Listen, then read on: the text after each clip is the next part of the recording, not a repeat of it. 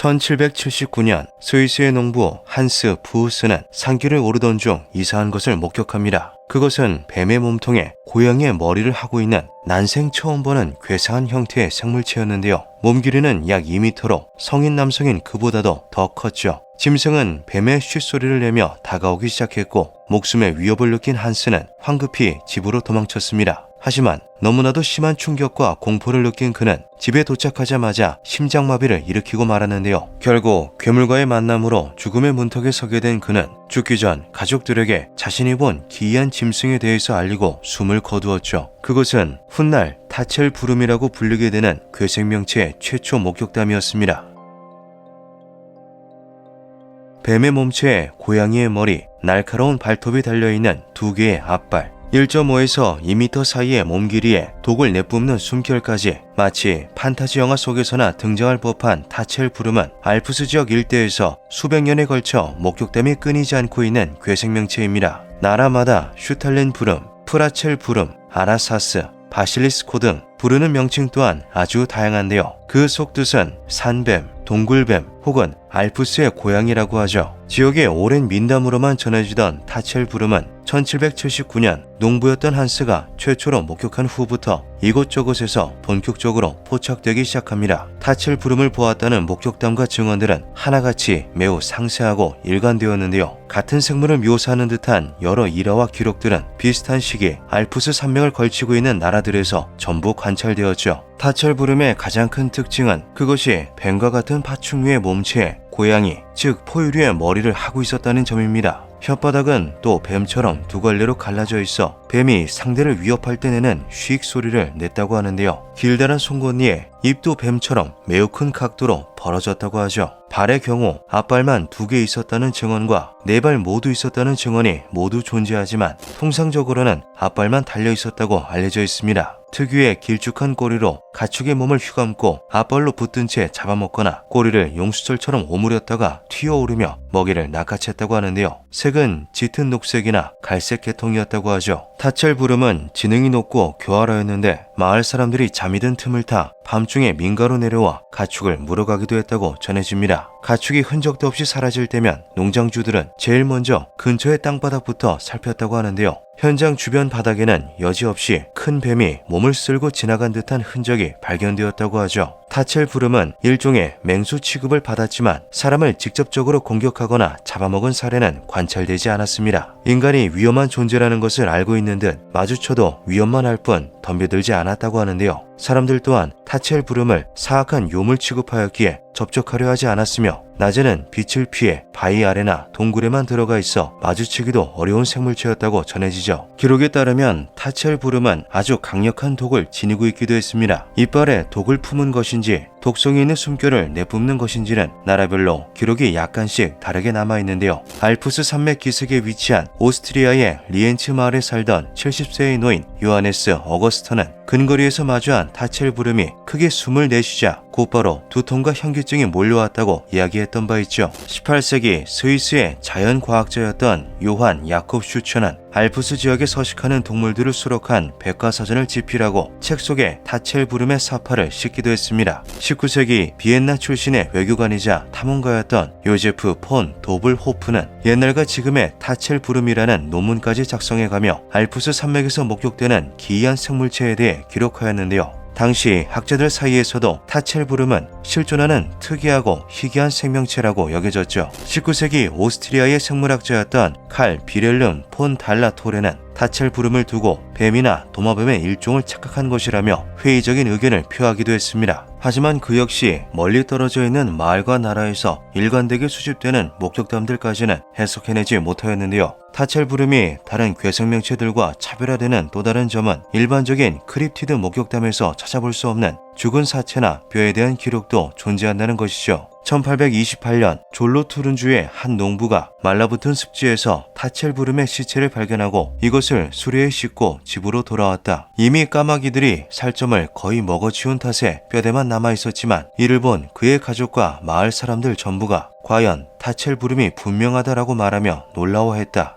1930년 이러한 사실적이고 디테일한 기록들의 흥미를 느낀 독일의 의사 기하르트 벤츠먼은 동물학자였던 한스 플레처 박사와 함께 알프스 산맥으로 향합니다. 이들은 마을을 돌아다니며 다양한 목격담들을 수집하였는데요. 그렇게 며칠간 근방을 오가며 수집한 타첼 부름 목격담은 무려 60건이나 되었다고 하죠. 목격자들이 설명하는 대상은 마을별로 부르는 이름만 조금씩 다를 뿐 분명 같은 대상을 지칭하고 있었습니다. 그렇게 수집된 목격담 중 유명한 것으로는 약초 수집가 요제프 셰러이라를 꼽을 수 있죠. 알프스 북동쪽 지역 내 최고봉에 위치한 고지대 마을 네펠스 약초 수집가였던 요제프 셰러는 산기슭에서 약초 뿌리를 캐던 중 아들의 다급한 비명 소리를 듣게 됩니다. 아들이 떨리는 손으로 가리킨 바위 아래에서는 뱀의 쉿소리가 들려왔는데요. 요제프가 큰 소리를 내 짐승을 쫓아내려고 하자 그것이 움직이면서 바위에 가려져 있던 온몸을 드러냈죠. 길쭉하고 두터운 몸체, 날카로운 발톱이 달린 짧은 앞발, 그리고 고양이의 머리. 괴생명체는 흥분하여 꼬리를 좌우로 사납게 휘둘렀고 요제프는 급한 대로 들고 있던 나무 막대기를 괴물의 몸에 찔러 넣었습니다. 그것은 괴성을 지르며 도망쳐 버렸고 그 자리엔 악취가 풍기는 탁한 피만 남았는데요. 괴물을 쫓아내는 과정에서 요제프의 다리에 몇 방울의 피가 튀었는데 다리가 그 즉시 심하게 부어오르기 시작했죠.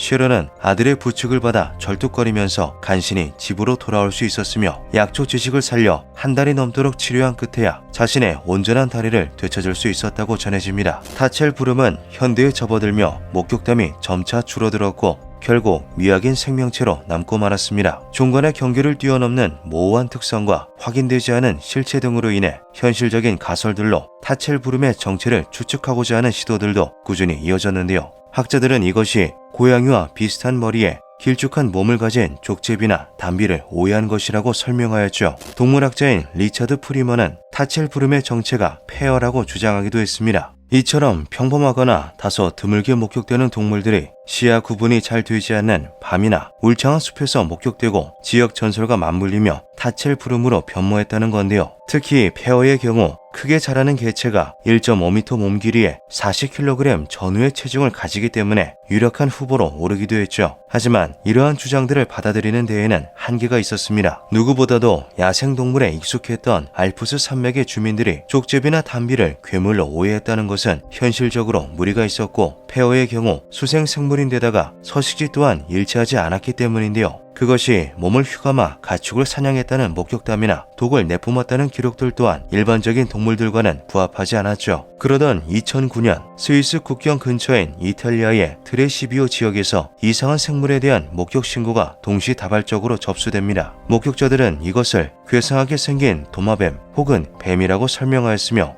누군가는 키메라 같다고 언급하기도 하였는데요. 키메라는 고대 그리스에 등장하는 전설 속 괴수로 사자의 머리에 염소의 몸통, 뱀의 꼬리를 가졌다고 전해지는 여러가지 동물들이 혼합된 형태의 괴물이죠. 한 가지 더 흥미로운 것은 목격한 이들 중 나이가 많은 노인들만이 이것을 바실리스코라고 명확히 지칭하였다는 것입니다. 바실리스코는 타첼 부름의 이탈리아식 이름이었는데요. 마을의 원로들은 자신이 목격한 괴생명체가 과거 알프스 산맥을 돌아다니던 그것이라고 말하였죠. 하지만 이후 같은 짐승이 목격되지 않으면서 사건은 짧은 해프닝으로 끝나버렸고 그들이 목격한 괴생명체의 정체가 무엇이었는지는 끝내 밝혀지지 않았습니다. 놀랍게도 비슷한 시기 조선에도 타첼 부름과 동일한 특징을 가진 요괴가 존재했는데요. 송도기이에 등장하는 고양이 머리를 한 뱀 묘두사가 그 주인공이죠. 송도 화정사 불전 뒤의 굴속에서 발견되었다는 이 기이한 뱀은 사람들이 주는 음식을 곧잘 받아먹었다고 합니다. 묘두사에게 음식을 바치고 기도를 올리면 앓던 병이 떨어진다는 소문이 돌아 불전 앞은 늘 문전성시를 이루었는데요. 이를 지켜보던 박만호라는 사람이 그것을 활로 쏘아 죽이고 미물 따위가 감히 인간의 화복을 점치려 드는가 하고 호통을 쳤다는 기록이 남아있죠. 타첼 부름의 실존과 진위에 대한 의견은 여전히 분분합니다. 그것을 그저 지역 전설로 보는 이들도 있고 야생동물을 착각한 거라 생각하는 이들도 있으며 누군가는 극소수겠지만 생존해 있던 고대 생물 혹은 희귀 생물이 그 명맥을 간신히 이어오다가 결국 멸종한 거라 말하기도 하죠. 수백 년 전 알프스 산맥을 공포로 물들였던 괴수 타첼 부름. 과연 고양이 머리를 한 뱀은 정말 존재했을까요? 기묘한 밤이었습니다.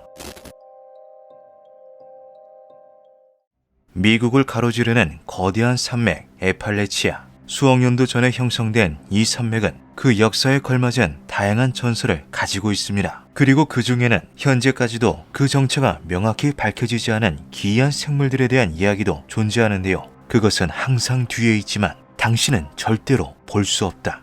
나무 뒤에 숨어 텅 빈 눈동자로 사냥감을 노려보는 하이드 비하인드 역시 그중 하나이죠. 1800년대 에팔레치아 산맥이 관통하는 미국 남부 지역, 벌목꾼들은 늘 두려움에 떨며 일을 나가야 했습니다. 어느 날부터인가 캠프로 복귀하지 않고 행방이 묘연해지는 벌목꾼들이 점점 늘어갔기 때문이었는데요. 이들이 그저 야생동물의 습격으로 인해 목숨을 잃은 것이라 여기기에는 설명되지 않은 부분들이 너무나 많았죠. 짐승에 의한 것이면 습격 현장이 비교적 뚜렷이 남아있거나 끔찍한 모습으로 뜯어먹힌 사지가 발견되는 것이 일반적이지만 사라진 벌목꾼들은 정해진 작업 경로 어디에서도 그 작은 흔적조차 보이지 않았습니다. 마치 괴물이 한 입에 삼켜버린 것 같았는데요. 이에 대대로 지역 내 거주해 오던 아메리칸 인디언들은 그것이 나타났다며 공포에 질려 수군거리기 시작했죠. 하이드 비하인드, 뒤에 숨는 존재라는 이름을 가진 이 정체불명의 생명체는 사람을 잡아먹는다고 알려진 괴짐승입니다. 이러한 기이한 이름이 붙은 이유는 그것이 가지고 있는 특이한 습성으로부터 기인하는데요.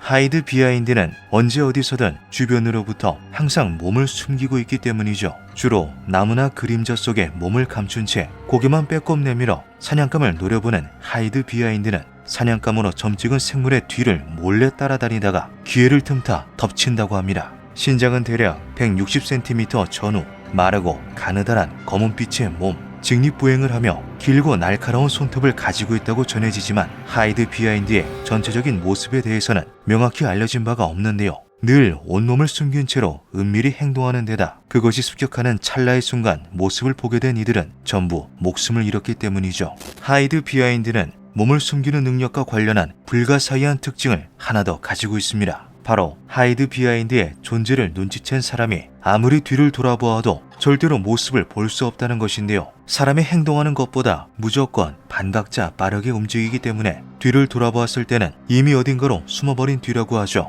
인디언들의 전승에 따르면 하이드 비하인드는 네 발 짐승보다도 뛰는 속도가 빨라 그로부터 도망치는 것은 불가능에 가까우며 한 번 점찍은 사냥감을 절대 놓치는 법이 없다고 합니다. 몸을 숨긴 채 지친 사냥감의 뒤를 쫓던 하이드 비하인드는 자신의 승리를 확신하게 되면 기괴한 웃음소리를 낸다고 하는데요. 이윽고 단숨에 사냥감을 덮쳐 절명시킨 하이드 비하인드는 자신이 가장 좋아하는 내장을 파먹기 위해 희생자를 아무도 모르는 은신처로 끌고 간다고 하죠. 깊고 어두운 숲속, 뒤를 졸졸 쫓아오는 미지의 괴생명체, 느껴지는 서늘한 시선에 뒤를 돌아봐도 보이지 않고 도망칠 수도 없어 결국엔 무력하게 당해야만 하는 운명. 벌목꾼에게 있어서 하이드 비하인드에게 찍힌다는 것은 곧 악마에게 사형 선고를 받는 것과 다름없었습니다. 하이드 비하인드는 이렇듯 불가해한 특징을 가지고 있음에도 수백 년의 역사를 가지고 있는 괴생명체이기에 관련한 목격담들이 꽤 남아있는 편인데요. 초기 보고에서는 그림자 인간 등으로 불렸으며 19세기 전후로 벌목꾼들 사이에서 악명이 높아지면서 현재도 그때의 이야기들이 일부 전해지고 있죠. 나는 이제 나무 베는 일을 하지 않는다. 그날 숲속에서 그것을 본 뒤부터 그날은 여느 때처럼 평범했지만 유독 숲이 조용했던 날이었다. 한창 작업을 하다가 문득 느껴진 기분 나쁜 시선에 뒤를 돌아보니 누군가 재빠르게 나무 뒤로 숨는 것이 보였다. 경로상 동료 작업자들이 몇 명 더 있으니 누군가 장난을 치는 것이라 여기고 무시했다. 아까부터 왠지 모르게 주변의 공기가 무겁게 느껴졌고 이 때문인지 예민해져서 장난을 받아주고 싶지 않았다. 하지만 그놈은 정도를 몰랐다. 계속되는 장난질에 갑자기 뒤를 돌아도 보고 소리도 질렀다. 하지만 그때마다 자꾸 몸을 숨기는 바람에 당최 모습이 보이지 않았다. 그러는 와중에도 그놈은 나와 점점 더 가까워졌다. 그게 동료가 아니라는 것을 깨달았을 때는 그것이 가느다란 나무 뒤로 숨었을 때였다. 그 나무는 너무 얇아서 성인 남성이라면 절대로 몸을 숨길 수가 없었다. 나무를 주시하면서 옆으로 빙 돌아 그 뒤를 바라보았다. 그리고 나는 그 즉시 모든 작업 도구를 내팽개치고 도망치기 시작했다. 내가 마지막으로 본 것은 가느다란 나무 뒤에 숨기 위해 길쭉한 팔과 다리를 베베 꼬고 서 있는 아주 새까만 무언가였다. 늦은 오후 숲을 산책하는데 그날따라 평소 보이지 않던 꽃들이 길가에 피어 있었다. 꽃들을 쫓아 한참을 걷다가 정신을 차려보니 이미 산책로는 벗어난 뒤였고 나는 그제서야 길을 잃고 헤매기 시작했다. 해가 저물며 날씨까지 추워지자 점점 패닉에 빠졌고 무언가 나를 따라오는 듯한 알 수 없는 인기척까지 들려왔다. 그때 저 멀리 불이 켜져 있는 숲관리인의 숙소가 어렴풋이 보였고 그제서야 안도의 한숨을 내쉬며 그곳으로 발걸음을 옮겼다. 내가 오는 것을 보았는지 관리인이 나와 손을 흔들며 손전등을 비춰주었다. 서로 대화를 할 수 있을 정도로 가까워지자 그가 난데없이 이렇게 물었다. 바로 뒤에 서 있는 사람은 누구입니까? 뒤를 돌아보았지만 내가 본 곳이라고는 순식간에 시야에서 사라지는 검은 형체뿐이었다.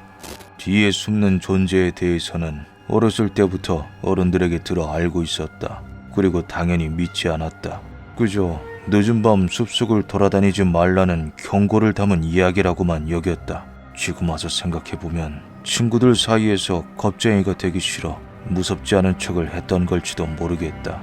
그날도 우리는 숲에서 숨바꼭질을 했다. 술래가 되어 친구들을 찾는데 한참을 돌아다녀도 도통 보이지가 않았다. 그렇게 어쩌다 보니 숲속으로 조금 깊숙이 들어가게 되었던 것 같다. 얼마쯤 지나서 저 멀리 나무 뒤에 숨어 고개만 삐쭉 내밀고 이쪽을 쳐다보고 있는 녀석을 발견했다. 그리고 나는 단번에 알았다. 저것은 내 친구가 아니라는 것을. 그냥 직감 같은 것이었는데 맹수를 마주한 토끼가 된 기분이 들었다. 애써 모른 척하며 친구들을 급하게 찾았고 보지 않아도 그것이 점차 가까워지고 있다는 것이 느껴졌다. 때마침 친구가 먼저 나를 찾아내지 않았더라면 나는 아직도 그날의 숲속에 갇혀 있었을 것이다. 이렇듯 하이드 비하인드는 단순한 동물이나 사람이 아닌 초자연적인 특성을 가지고 있는 대상으로 설명되고는 합니다. 그것을 보았던 이들은 자신이 도끼를 쥐고 있든 총을 가지고 있든 절대로 대적할 수 없다라는 근본적인 두려움을 느꼈다고 말하는데요. 이러한 감정은 사람의 힘으로 막을 수 없는 자연재해를 마주한 이들이 주로 느끼는 압도적이고 원초적인 공포와도 같았죠. 하지만 하이드 비하인드의 존재를 믿지 않은 이들은 그것이 착각에 의해 발생하는 자연의 일부일 뿐이라고 말하기도 합니다. 많은 야생 동물들이 살고 있는 깊은 숲속, 해가 지고 나서는 너구리 따위의 야행성 동물들이 돌아다니기 마련인데요. 나무를 타고 있는 혹은 나뭇가지 위에 앉아있는 너구리의 눈은 어둠 속에서도 달빛을 받아 반짝이죠. 평소 하이드 비하인드 전설을 접해 알고 있던 벌목꾼이 그것을 보고 두려움에 지배당하는 순간 숲에 사는 모든 야생 동물들은 하나의 존재로 거듭나게 됩니다. 그때부터 어두운 숲풀 속 짐승들의 안광이 마치 자신을 노려보는 것 같고 주변에서는 전혀 없던 인기척이 들려오며 그 대상이 자신에게 점점 가까이 다가오는 것처럼 느껴졌을 수도 있는데요. 이쯤 벌목꾼은 모든 것은 그저 착각일 뿐이라라는 이성적인 판단을 할 수 없을 정도로 극심한 공포에 사로잡힌 상태일 테죠. 그렇게 정신없이 도망치다가 경로를 한참 이탈해버린 벌목꾼은 실족하여 어딘가로 추락하거나 대자연 속에서 길을 잃고 방황하다 그대로 목숨을 잃었을 수 있습니다. 그리고 다음날 아침 캠프로 복귀하지 못한 그를 두고 동료들은 하이드 비하인드가 그를 데려갔다라고 말하는 것이죠. 하이드 비하인드는 두려움에 빠진 벌목꾼들이 만들어낸 환상이었을까요? 몇몇 이들은 그것이 곰이라고 주장하기도 했습니다. 겨울잠을 마치고 난 곰은 자는 동안 소비한 에너지로 인해 곰이라고 보기 어려울 정도로 삐쩍 마른 상태인데요. 이때의 곰은 엄청난 허기짐을 채우기 위해서 적극적으로 먹이를 찾으며 이로 인해 영역을 벗어나 사람들이 돌아다니는 산책로나 작업로, 마을까지 내려오기도 하죠. 에팔레치아 산맥은 실제로 아메리카 흑곰의 주요 서식지이기도 합니다. 겨울잠에서 깨어난 혹은 먹이 경쟁에서 밀려 잔뜩 굶주린 흑곰이 사냥감을 찾다가 벌목꾼을 발견하게 되고 나무 뒤에 숨어 조심스레 다가오다가 습격한 것이 하이드 비하인드라는 괴생명체로 둔갑했다는 것인데요. 흑곰은 검은 털, 길고 날카로운 손톱, 이족 보행, 나무 타기 등 하이드 비하인드의 특징과 부합하는 부분이 꽤나 많기도 하죠. 수백 년 동안 벌목꾼들을 공포로 몰아넣었던 하이드 비하인드의 정체는 굶주린 흑곰이었던 걸까요? 흥미로운 것은 에팔레치아 산맥에는 하이드 비하인드 말고도 비슷한 형태를 한 괴생명체들의 목격담이 아주 많다는 것입니다. 대표적으로는 아르고펠타를 꼽을 수 있는데요. 벌목꾼에게 특히나 호전적이라는 이 원숭이 형태의 괴짐승은 길고 가느다란 팔을 이용해 돌을 던지거나 사람을 위에서 덮쳐 공격한다고 전해지죠. 아르고펠타 역시 수백 년의 역사를 가지고 있는 인디언들도 그 존재를 알고 있는 크립티드입니다. 하이드 비하인드, 아르고펠타, 이들의 정체는 현재까지도 명확히 확인되지 않고 있습니다. 누군가는 그들이 근본적으로 같은 대상일 것이라 추측하기도 하는데요. 옛 인디언 격언 중에는 이러한 말이 있다고 하죠. 인간들이 자세히 들여다보지 못한 오래된 자연에는 때로는 설명할 수 없는 존재가 숨어있는 법이다. 기묘한 밤이었습니다.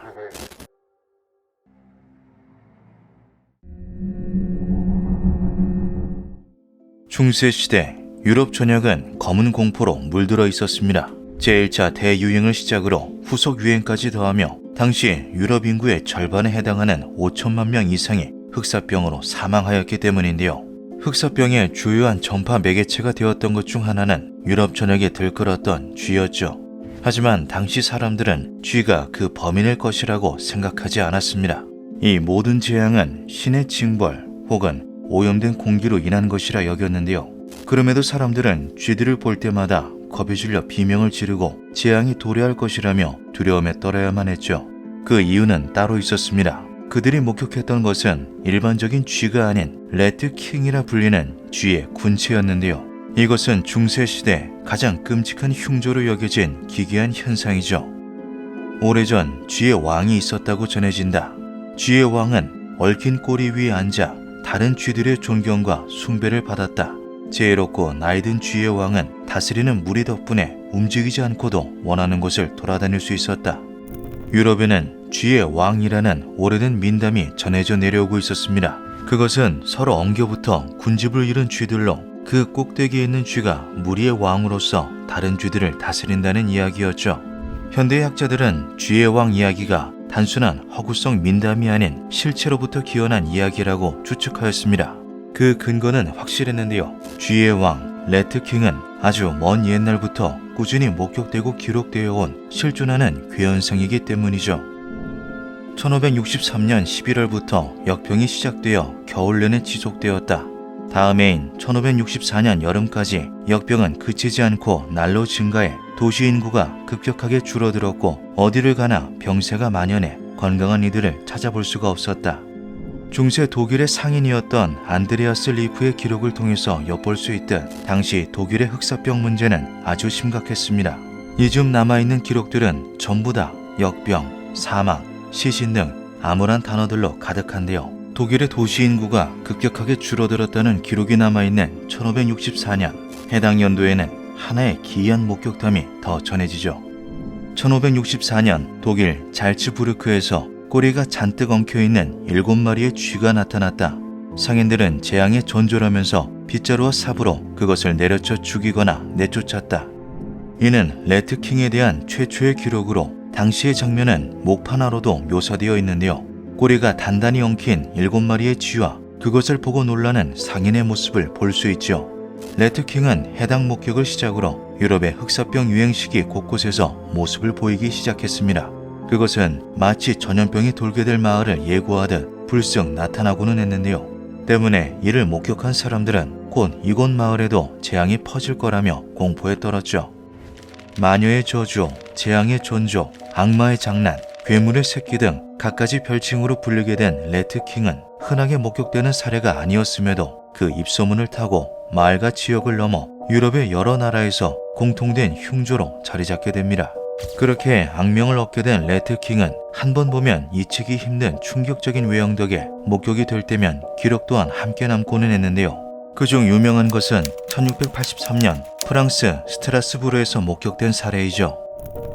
비르첸이라는 남성은 집의 지하실을 청소하던 중 꼬리가 서로 묶이고 붙어있는 쥐들을 발견합니다. 이것이 이야기로만 숱하게 전해들었던 레트킹이라는 것을 깨달은 비르첸은 그것을 직접 시청에 전달하였는데요. 이후 사파가였던 비렐름 슈무크가 그것을 그려 당시 프랑스 잡지였던 메르큐르 갈랑에 싣게 되죠. 해당 그림은 1564년에 목판화 이후 세세한 부분까지 사실적으로 묘사된 레트킹의 두 번째 그림으로 지금까지도 전해지고 있습니다. 이후로도 레트킹은 나라와 장소를 불문하고 꾸준하게 목격되었는데요. 그중 주요한 목격담들을 몇 가지 추리면 이와 같죠. 1722년 독일 디스카우 마을 주민들이 완두콩통을 뒤적거리는 12마리의 엉켜있는 쥐들을 발견하고 끓는 물을 쏟아부어 죽이다. 쥐들은 드레스덴 왕립 자연사 박물관으로 옮겨져 한동안 전시되었으나 화재로 소실되다. 1748년 동물학자 요한 괴체가 그로스 바울하우젠이라는 마을에서 쥐 18마리로 이루어진 쥐들의 덩어리를 발견하고 학계에 보고하다. 1772년 술 취한 행인들에 의해 죽임을 당한 쥐의 왕이 J.J. 벨러먼에 져서 쥐왕의 의심스러운 존재에 관하여의 사파로 등장하다. 1828년 독일 튀링겐 출신의 밀러 슈타인부르기 굴뚝 청소를 하던 중 32마리의 쥐들이 묶여있는 것을 발견하다. 1828년 목격된 최대 규모의 레트킹은 독일 알텐부르크에 위치한 마우리티아눔 박물관에 지금도 소장되어 있는데요. 박물관은 그것을 쥐왕 희귀한 자연현상이라 소개하고 있죠. 레트킹은 수백 년 동안 그 미스터리가 풀리지 않은 채 불길한 것이라고만 인식되어 왔습니다. 그 비밀을 파헤치기 위해 조사와 연구를 거듭한 학자들도 명쾌한 답을 내리지 못했는데요. 1973년 이에 관심이 생긴 네덜란드의 생물학자 마르텐 하트는 16세기부터 기록된 모든 레트킹 사례들을 총정리해보기로 하죠. 그는 단순한 괴담이나 의심스러운 이야기는 배제하고 3자 혹은 다수에 의해서 동시 혹은 교차 목격된 사례만 골라서 추려보기로 합니다. 조사 결과 약 5세기 동안 최소 30건, 최대 58건의 신뢰할 수 있는 레트킹 출현이 있었다는 결론이 나오는데요. 하트는 이후 자신이 연구한 내용을 토대로 쥐라는 저서를 발표하죠. 레트킹은 아주 독특하고 불가사의한 생물학적 현상이다. 중세 유럽인들은 이것을 오래된 전설과 엮어 저주나 불길한 징조, 자연의 경고로 받아들이곤 했다. 그 암울한 메시지는 또 다른 이야기가 되어 전해지면서 공포를 낳았고 수백 년이 지난 현재까지 다 전해지고 있다. 하트의 심층적인 레트킹 연구는 곧장 학계의 큰 화제거리가 되었습니다. 학자들은 이것이 대체 어떻게 자연적으로 발생한 것인지 검토해보기 위해서 다양한 가설을 내세웠는데요. 그중 가장 유력한 가설은 겨울잠이었죠. 동면을 위하여 한데 모여있던 쥐들이 피나 배설물, 각종 체액들로 인해 꼬리가 끈끈하게 맞붙게 되었고 서로 탈출하려는 과정에서 더욱 엉키게 되어 결국 쥐의 왕이 되었다는 추측이었습니다. 하지만 단순히 엉켰다고 보기 어려울 정도로 단단히 매듭지어진 꼬리, 마치 한 몸이 된 듯한 움직임, 겨울잠 시기가 아님에도 레트킹이 목격된 사례 등은 끝내 해석되지 못하였는데요. 겨울잠을 자던 수십 마리의 쥐들이 뒤척거리다가 서로 완전히 꼬여버렸다는 추측 또한 애초에 납득이 어려웠죠. 이에 이 모든 것이 조작이라는 의견이 등장하게 됩니다. 누군가 특정한 목적을 가지고서 쥐들의 꼬리를 인위적으로 묶었다는 것인데요. 레트킹이 최초 보고 및 기록된 시기가 흑사병이 만연하던 시기라는 것을 근거로 누군가 레트킹을 손수 제작하여 그것이 흉조의 역할을 하게끔 유포했다는 것이죠. 또한 중세시대 레트킹은 교황을 모독하는 말로도 쓰이곤 했습니다. 젊고 건강한 쥐들을 짓밟고 군림하는 늙은 쥐의 왕 전설은 부패한 왕을 풍자하는 것이라 해석되기도 했는데요. 이에 일부 사람들이 레트킹의 모습을 교황이 빗댄 것이죠. 때문에 교황에 반하는 사람 혹은 집단이 그 실체적 상징인 레트킹을 만들어 정치적인 의도로 작용하게끔 주요 도시나 마을에 뿌렸다는 가설이었습니다. 레트킹의 전설과 악명을 익히들 알고 있던 시민들이 이를 보고서 자연스레 부패한 왕을 떠올릴 수 있기 때문인데요. 하지만 가설은 곧장 수많은 반박에 부딪혔죠. 우선 레트킹은 교황의 권위하는 거리가 먼 나라들에서도 숱하게 목격되었습니다. 또한 사례들은 의도성이 전혀 느껴지지 않는 기록들이 대부분이었는데요. 방치된 창고, 마룻바닥 및 하수구 속 등 시민들에게 목격되기 힘든 곳에서 주로 나왔기 때문이죠. 이것을 만든 제작자가 따로 있고 보다 많은 사람들이 보기를 원했다면 택하지 않을 법한 외진 장소들이었습니다. 그리고 쥐들은 거의 대부분이 살아있는 상태로 목격되었는데요. 살아있는 쥐들 수십 마리의 고리를 동시에 묶고 그것을 풀리지 않게끔 단단히 매듭까지 짓는다는 것은 현실적으로 매우 어려운 일이죠. 이 같은 가능성에 의문을 품은 동물학자 헤르만 란두아는 이를 직접 실험해 보기도 했습니다. 하지만 그는 단 2마리의 꼬리를 묶는데도 실패하며 마취를 하지 않고서는 불가능하다라고 결론 내렸는데요. 란두아는 죽은 쥐들의 꼬리를 묶어보기도 하였으나 완성된 모습은 사파 등으로 전해지는 레트킹의 모습과는 너무도 달랐다고 하죠. 2000년대 초 에스토니아 타르토 대학교의 안드레이 밀루틴 박사는 자국에서도 발생한 사례가 있는 레트킹 현상의 미스터리를 풀고자 체계적인 연구를 진행해 보기로 합니다. 그렇게 오랜 준비 과정과 실험 끝에 2007년 밀루틴 박사는 에스토니아의 쥐왕들이라는 논문을 발표하는데요. 약 8년간 수백 마리의 집쥐를 사육하며 이제껏 제시된 다양한 발생 조건들을 모두 테스트해보았다. 하지만 그 어떠한 상황에서도 꼬리의 얽힘은 결코 관찰되지 않았다. 레트킹이라 불리는 이 희귀한 현상의 원인은 여전히 불확실하다. 직접 수백 마리의 쥐들을 8년 동안 사육하며 야심차게 연구를 진행했던 밀루틴 박사였지만 그 역시 결론을 내리지 못하고 백기를 들었죠. 중세부터 지금까지 수많은 지식인들이 레트킹에 대한 미스터리를 풀기 위해 노력하였지만 그 비밀은 여전히 밝혀지지 않고 있습니다. 최대 58건의 공식적이고 신뢰성 있는 기록이 존재하고 마우리티아노 박물관 외 여러 개의 표본들도 남아있으나 그 무엇으로도 해당 현상을 명확하게 규명할 수 없었는데요.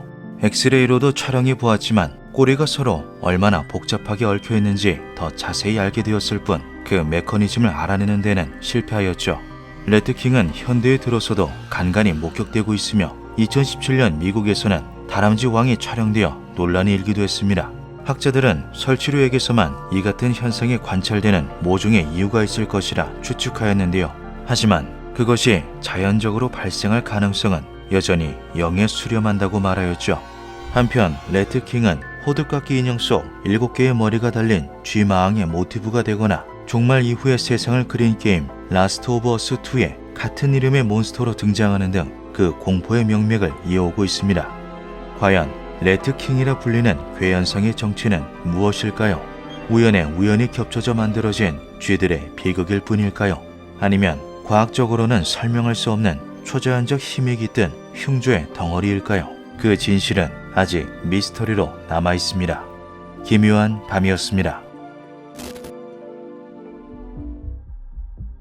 1928년 미국 네바다주 북서쪽에 벌어진 옛 광산도시 베를린에서 거대한 어룡 화석이 발굴됩니다.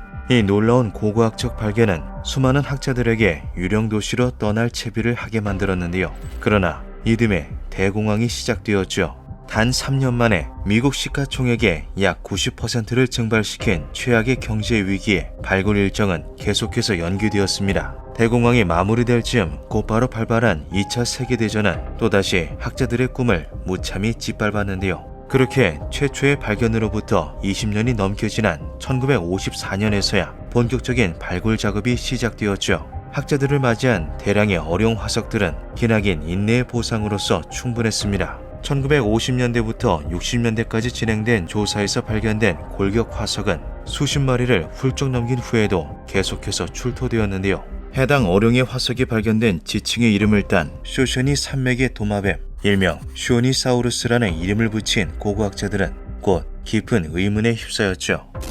머리 크기만 해도 2.75m에 전체 몸 길이는 무려 15m에 육박하는 쇼니사우루스는 추정치만 해도 체중이 20에서 30톤에 달하는 괴물이었습니다. 화석이 발견된 지층의 깊이는 이 거대한 어룡의 트라이아스기의 해양 생물임을 보여주었는데요. 백악기 후기에 등장한 최상위 포식자 모사사우루스보다 육중한 덩치를 지녔을 정도의 쇼니사우루스는 당시의 바다에서 먹이 사슬의 정점에 위치해 있었을 것이 분명했죠. 그런데 이상하게도 쇼니사우루스들의 화석이 한 장소에서만 무려 40마리 이상이 발굴되었습니다. 심지어 어린 개체부터 늙은 개체까지 다양한 연령대가 한 곳에 차곡차곡 쌓여 있었는데요. 이 정도로 강대한 생물이 집단으로 폐사할 가능성은 존재하는가? 당연한 의문에 등장한 초기 가설은 아주 단순했죠. 1980년 초기 발굴 작업을 진두지휘하였었던 캘리포니아 대학교 버클리의 찰스 캠프는 얕은 물에 밀려난 쇼니사우루스의 대량 폐사 사건이라는 가설을 제시했습니다. 무리 생활을 하는 고래들이 집단으로 갯벌에 떠밀려 오듯이 쇼니사우루스에게도 동일한 비극이 발생했다는 것이었는데요. 그러나 1992년 진행된 후속 연구는 찰스 캠프의 가설을 정면에서 부정했죠. 지질학적 분석 결과 쇼니사우루스의 화석이 대량으로 발견된 석회암층은 심해 퇴적물의 특징을 모두 갖추고 있었습니다. 즉, 어떠한 이유로 인해 연령대도 가지각색인 거대한 어룡들이 다 함께 깊은 바다 아래에 가라앉았다는 것이었는데요. 새롭게 등장한 분석 결과는 의문을 해결하기는커녕 또 다른 미스터리를 불러왔죠. 발견된 쇼니사우루스의 골격들은 너무나도 가지런하게 배치되어 있었습니다. 이는 자연적인 해류로는 설명할 수 없는 일이었는데요. 한두 마리라면 몰라도 40마리가 넘는 어룡들이 한자리에 예쁘게 정돈되어 있는 것은 불가능했죠. 그리고 그 정돈된 골격의 모양 역시 기묘하기 짝이 없었습니다. 쇼니사우루스의 척추뼈가 마치 누군가가 의도적으로 배치해둔 것 마냥 대칭에 가까운 형태로 이중 정렬되어 있었던 것이었는데요. 2011년 고생물학자 마크 맥메나미는 쇼니사우루스 미스터리에 대한 새로운 가설을 제시했죠. 화석은 과거의 생명이 남긴 행동의 기록이다. 독일 고생물학자 아돌프 자이라호의 철학을 기반으로 한 맥메나민의 연구는 너무나도 도발적이고 또 대담했습니다. 이중 정렬 구조로 배치된 쇼니사우루스의 척추뼈가 과거의 생명체에 의해 의도적으로 행해진 일이라고 주장한 것인데요. 그 생명체란 바로 30m에 육박하는 거대한 문어, 즉 크라켄이었죠. 트라이아스기에 크라켄이 존재했으며 이들이 쇼니사우루스를 사냥했다는 맥메나민의 주장에는 예상 외로 구체적인 근거가 존재했습니다. 현대의 문어들은 상어를 손쉽게 사냥할 수 있다. 만약 거대한 두 종류가 트라이아스기의 바다에 도사리고 있었다면 쇼니사우루스를 사냥하는 일이 어렵지는 않았을 것이다.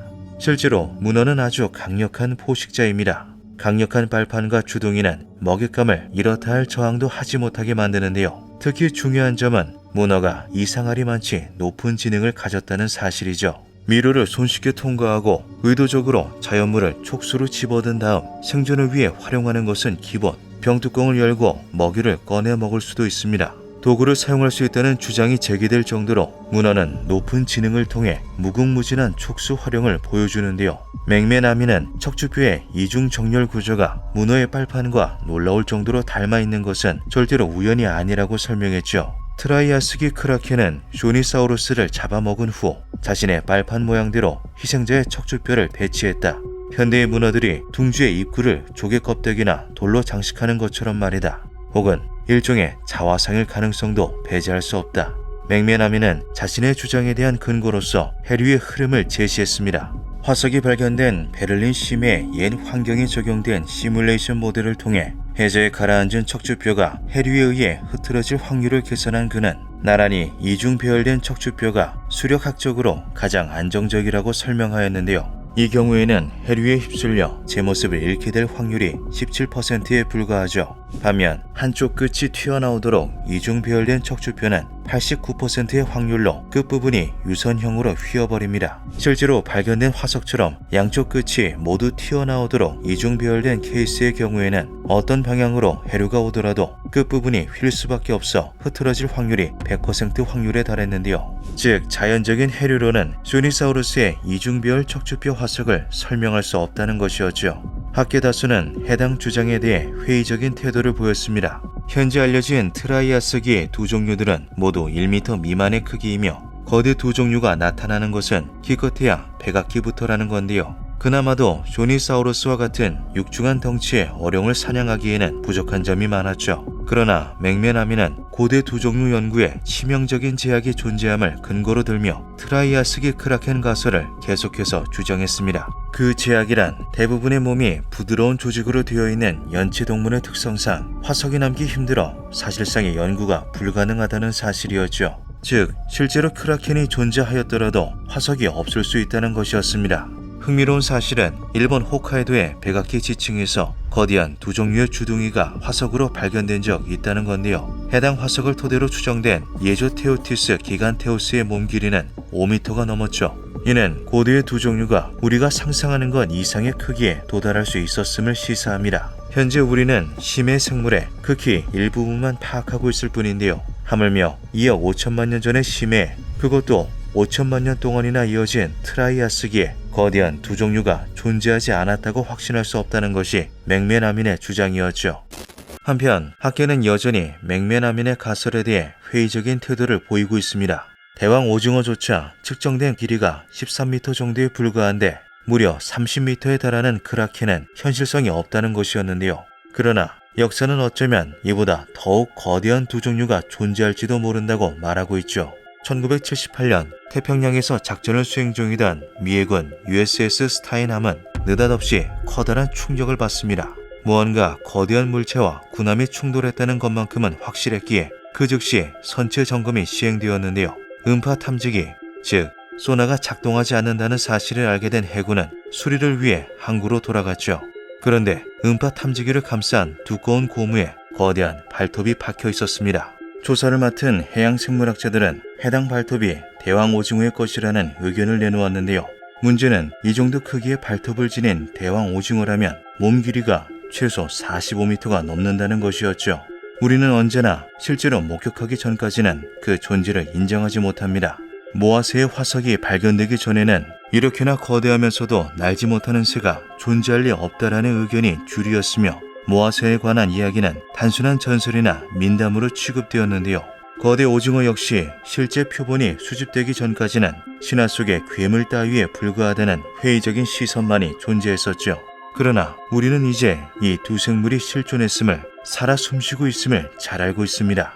어쩌면 가까운 미래 고대의 심해에는 거대한 어룡을 잡아먹는 크라켄이 존재했다는 사실이 공식적으로 밝혀질지도 모르는데요.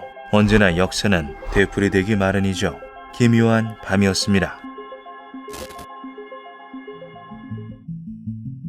반호수. 튀르키예에서 가장 큰 호수인 이곳은 서울특별시의 6배가 넘는 어마어마한 면적을 자랑합니다. 배수구가 없는 내륙호로 주변 강물이 유입되기만 할 뿐 밖으로 호수물이 유출되지 않는데요. 수십만 년 전 화산이 분화하며 바다로 향하는 물길을 모조리 막아버린 것이 원인으로 추측되죠. 이와 같은 이유로 외부와 단절된 독자적인 환경을 갖추게 된 반호수는 여러 주목할 만한 특징들을 갖추고 있습니다. 가장 큰 특징은 호수물이 산성도 9.8에 달하는 알칼리성을 띠고 있다는 것인데요. 거의 세제에 가까운 염기성이어서 호수물만 가지고도 빨래가 가능하죠.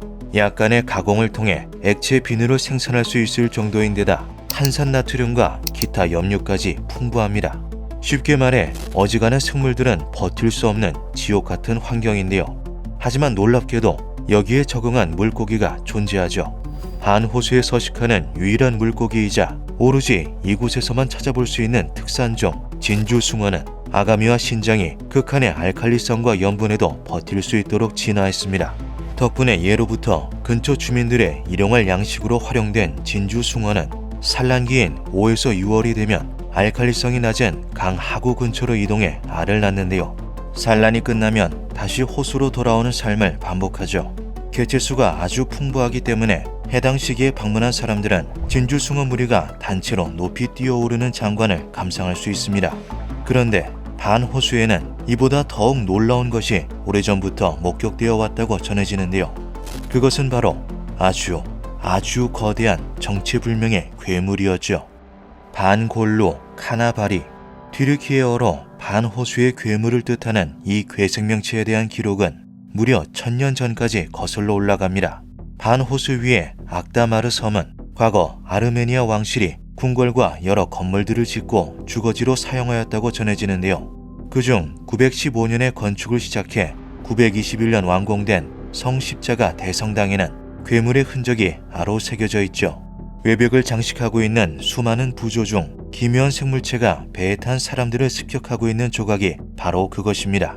몸통은 물고기처럼 생겼지만 머리는 육지 짐승처럼 주둥이가 길쭉한데요. 덩치는 4인승 선박과 맞먹을 정도로 거대하죠. 대부분의 학자들은 이것이 그저 전설 특유의 은유나 과장된 표현 방식이 반영된 결과물에 불과하다고 말합니다. 그럼에도 흥미로운 것은 이 기괴한 생물체에 대한 목격담이 끊임없이 이어져 오고 있다는 점이죠. 현지 민담이나 구전에서 헤아릴 수 없을 만큼 잦은 빈도로 등장하는 것은 물론 외부에서 방문한 여행객들 역시 반호수의 괴물에 대한 기록을 다수 남겨놓았습니다. 그중 가장 유명한 것은 40년 가까이 오스만 제국의 드넓은 영토를 여행했던 바 있는 17세기 유명 탐험가 에올리아 첼레비의 사례인데요. 전승에 따르면 반호수에 사람을 잡아먹는 용이 살았다고 한다. 지역이 황폐해질 정도로 피해가 막심해 성 알리가 직접 반호수로 방문해 용을 토벌했다. 용의 둥지가 위치한 호수안 동굴에는 2마리의 새끼 용이 있었고 성 알리는 신에게 기도해 동굴의 입구를 닫았다. 마을 사람들에 따르면 장성한 용이 동굴에서 나와 다시 활동 중이라고 한다. 나는 마을 사람들의 안내를 받아 반호수에 도착했으나 용의 울음소리만을 들을 수 있었을 뿐 그 모습을 직접 보진 못하였다. 세밀한 서술에 방대한 분량을 가지고 있어 오스만 제국의 중요한 역사적 사료로 평가받는 여행기에는 괴물에 대한 이야기가 꽤 자세히 서술되어 있죠. 점차 과학이 문명의 중심으로 자리 잡던 19세기의 신문 기사에서도 반호수의 괴물이 등장합니다. 3명의 남자가 반호수 근처에서 야영을 했다.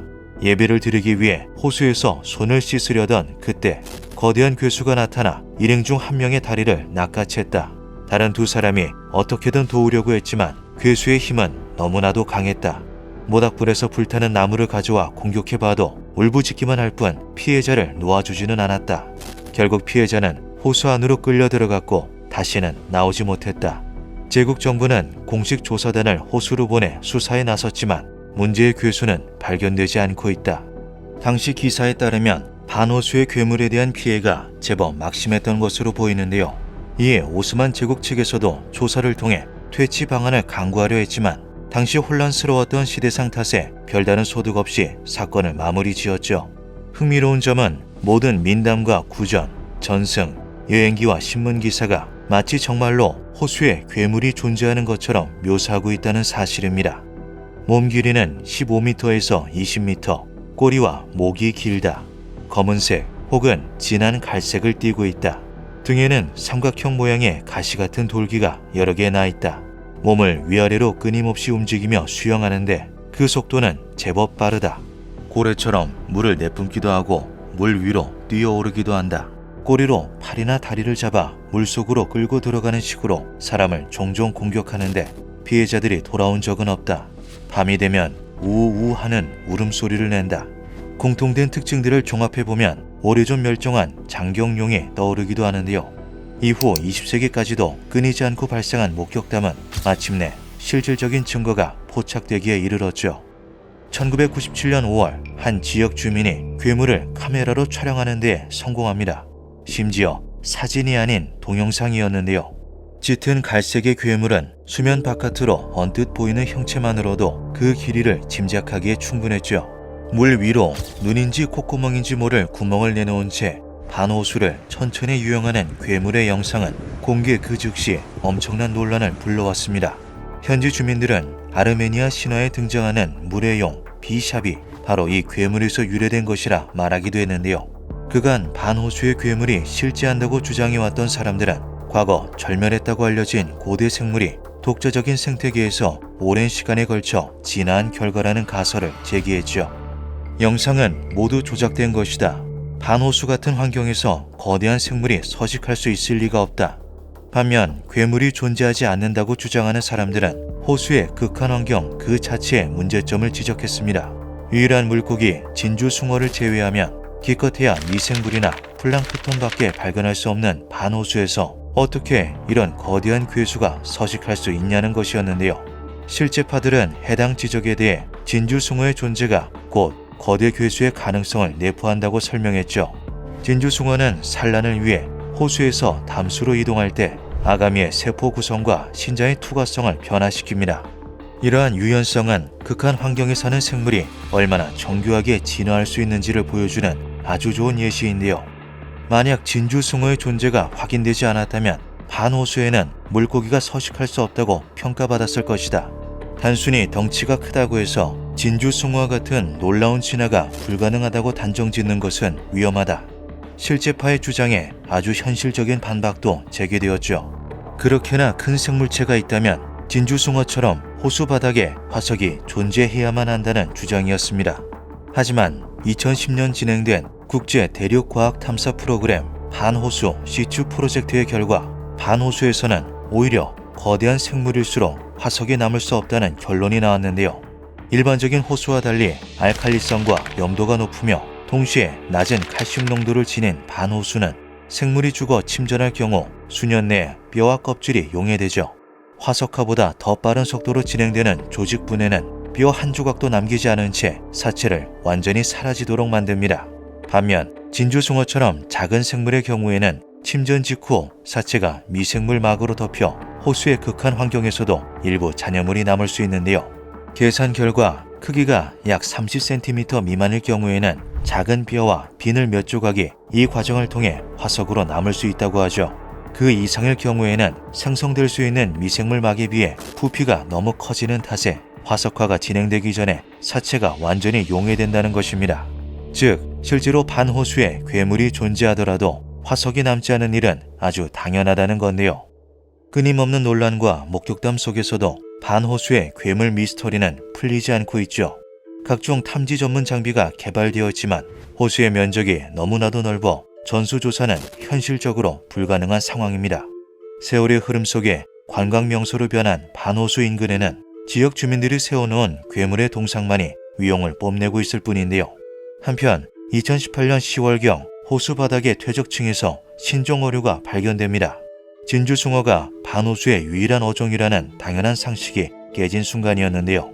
이는 곧 호수의 깊은 물속에 대해 우리가 알고 있는 사실이 극히 일부에 불과함을 의미했죠. 어쩌면 호수의 수심 451m 아래 어딘가 우리가 아직 모르는 거대한 생물이 존재할지도 모르는 일인데요. 지금도 반호수에서는 간혹 정체 모를 기묘한 괴성이 들려오고는 하죠. 기묘한 밤이었습니다.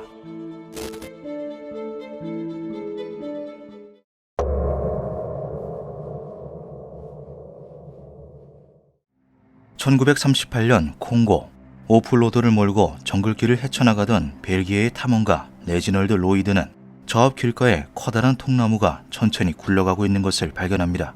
차의 속도를 줄이며 나아가던 그는 이내 소스라치게 놀라며 차를 멈춰 세웠는데요. 그것은 통나무가 아닌 1m가 훌쩍 넘는 거미였기 때문이죠. 지구 역사상 가장 거대한 거미는 지금도 현존하는 골리앗 버드이터로 몸통과 다리를 모두 펼친 길이가 최대 30cm에 이릅니다.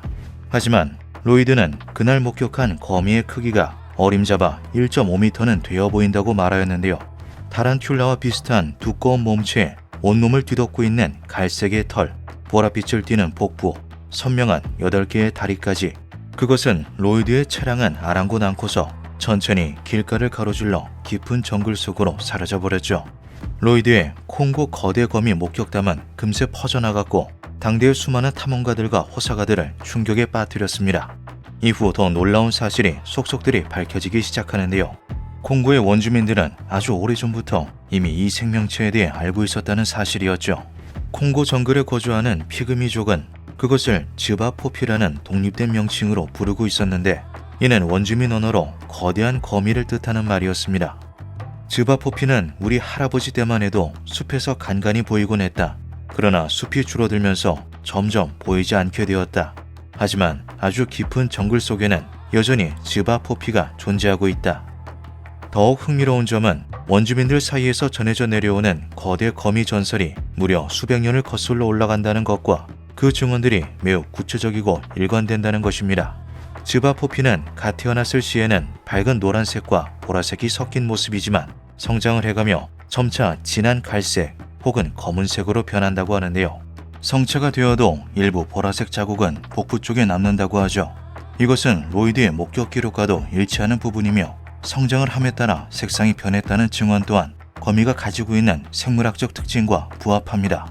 피그미족은 즈바포피는 대략 10살 전후의 아이 정도 되는 크기이지만 최대로 성장한 암컷 성체의 경우 다리를 모두 펼친 길이가 성인 남성과 맞먹는 경우도 있다고 말하였습니다. 또한 원주민들은 이들의 독특한 사냥 방식에 대해서도 공통적인 증언을 하였는데요. 즈바포피는 커다란 나무 주위로 함정구를 여러 개 만들고 낙엽으로 그것을 보이지 않게 덮어둔다고 하죠. 그 주변 땅에는 매우 얕고 섬세한 거미줄을 쳐놓는데 동물이 굴 근처로 다가와 거미줄을 밟게 되면 그 진동을 감지한 즈바포피가 전광석화처럼 튀어나와 사냥감을 낚아챈다는 것이었습니다. 놀라운 것은 원주민들의 이러한 상세한 설명이 현대의 트랩도어 거미들의 사냥 방식과 정확히 일치한다는 것인데요. 한 가지 다른 점이라면 즈바포피의 경우 함정 속으로 어린아이까지 끌고 갈 수 있다는 것이었죠. 이러한 소식은 곧바로 주류 학계에도 전해졌습니다. 하지만 학자들의 반응은 냉담했는데요. 이것은 그저 원주민들의 전설과 탐험가의 과장이 만들어낸 합작일 뿐이라는 것이죠. 만약 다리를 펼친 길이가 1.5m에 달하고 그 형태가 타란툴라와 유사한 거미가 있다면 체적에 비례한 몸무게는 최소 10kg을 넘습니다. 학자들은 이것이 생물학적으로 거미의 외골격이 버틸 수 있는 한계를 벗어난다고 주장하였는데요. 또한 성장할 때마다 탈피를 해야 하는 거미의 특성상 거대한 몸집과 체중은 오히려 생존에 불리한 형태라고도 덧붙였죠.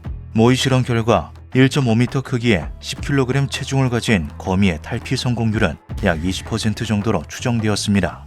야생의 타란툴라들이 대략 70% 정도의 탈피 성공률을 가지는 것으로 미루어 볼 때 현저히 낮은 수치였는데요. 하지만 굴 속에 숨어 사는 트랩도어 형태의 거미들은 일반적인 거미들보다 탈피 생존율이 훨씬 더 높죠. 이에 몇몇 학자들은 만약 지바포피가 10kg 이상의 체중을 버텨낼 정도로 견고한 외골격을 지니게끔 진화했고 굴이라는 특성을 이용한 안전한 탈피 습성 또한 가지고 있다면 거대한 거미가 정말 존재할 수도 있다고 말하기도 했습니다. 그렇게 학계 내에서도 갑론을박에 이어지던 와중 하나의 놀라운 기록이 뒤늦게 발견되는데요. 19세기 아프리카에 방문하였던 영국의 선교사가 지바포피에게 공격당했던 기록이 남아있었던 것이죠. 1890년대 초 영국의 선교사이자 탐험가였던 아서 존 사임스는 동아프리카에 위치한 니아사 홀을 방문합니다. 현지 짐꾼들을 대동하여 사람의 발길이 닿지 않은 외딴 기슭을 따라 걷던 아서는 돌연 땅에 박힌 것처럼 우뚝 멈춰서는데요. 그것은 그의 의지가 아니었죠. 희고 고운 비단 같은 것이 바닥에 얕게 드리워져 있었는데 앞장서 걷던 아서가 그것을 무심코 밟고 만 것이었습니다. 그건 보기보다 훨씬 더 끈끈하고 억센 물질이었는데요. 그가 앞으로 나아가려고 할 때마다 발에 휘감기며 아예 걷지 못하게 만들었죠. 그리고 아서 앞의 땅에 뚜껑 열리듯 벌컥 뒤집어지더니 굴 속에서 거대한 거미 2마리가 나타납니다. 수컷으로 추정되는 것은 약 1m 내외, 암컷으로 보이는 것은 1.5m 정도 되어 보였는데요. 그중 하나가 곧장 아서의 다리를 물었고 그는 비명을 지르며 가지고 있던 권총을 꺼내 난사했죠. 거미들을 쫓아내는 데는 성공했지만 거미에게 물린 아서의 상태는 급격히 악화되기 시작합니다. 물린 부위는 직후 심하게 부어올랐고 한여름임에도 오한으로 몸이 덜덜 떨려 걸을 수조차 없었는데요. 아서와 동행하였던 현지 짐꾼들은 그의 최후가 이미 예견되어 있다는 듯 옆에서 가만히 자리를 지킬 뿐 별다른 치료도 해주지 못하였죠. 이후 의식불명 상태에 빠진 아서는 결국 외딴 오지에서 목숨을 잃고 맙니다. 이 이야기는 원주민들 사이에서 퍼져나갔고 이후 정글을 방문한 유럽 탐험가들에게 전해지며 알려지게 되었는데요. 해당 사건에 대한 공식적인 기록은 남아있지 않으며 그것이 지바포피로 알려진 것과 같은 생물인지도 명확하지는 않지만 일각에서는 이것이 지바포피에 대한 최초의 기록화된 사례일 것이라 주장하였죠. 2000년 탐험가이자 암호동물학자인 윌리엄 깁스는 이 모든 소문의 진상을 확인해보고자 콩고의 정글로 떠납니다. 그의 주된 목적은 콩고의 습지대에 산다는 공룡을 닮은 괴생명체 모켈레 은벤베를 찾기 위해서였지만 당시 콩고에서 목격되고 있는 미확인 생명체들은 그것 말고도 많았기에 함께 확인해보고자 한 것이죠. 그중 하나가 바로 지바포피였습니다.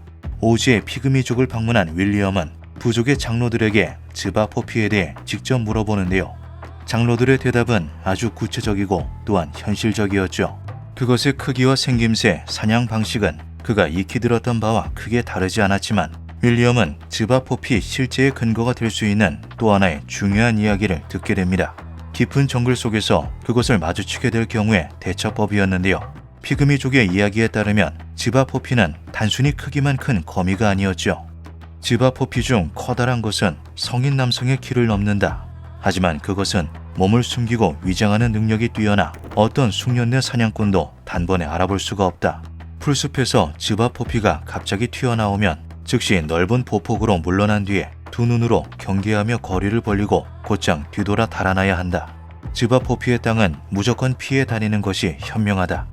그것들은 몇 마리씩 무리를 이루며 매복에 능하기 때문에 홀로 사냥에 나서는 것은 곧 죽으러 가는 것과 마찬가지라고 하였습니다.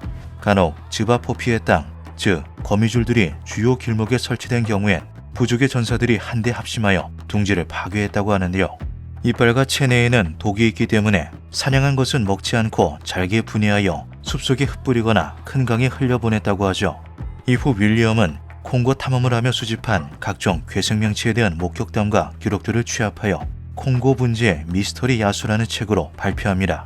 주된 이야기는 모켈레 은벤베였지만 피그미족을 통해 전해들은 지바포피에 대한 이야기도 함께 서술하였는데요. 이것은 지바포피의 존재가 대중들에게 알려지는 또 하나의 계기가 되었죠.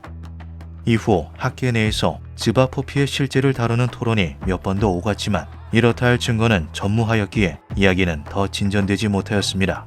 그렇게 묻히는 듯 하였던 콩고의 거대 거미는 인터넷과 커뮤니티가 발전함에 따라 다시금 주목받기 시작하는데요. 지바포피에 대해 다룬 포스팅이나 영상마다 그것을 목격한 이들의 여러 제보가 이어졌기 때문이죠. 콩고 내전 당시 저희 아버지는 유엔 평화 유지군으로 작전에 참여했습니다.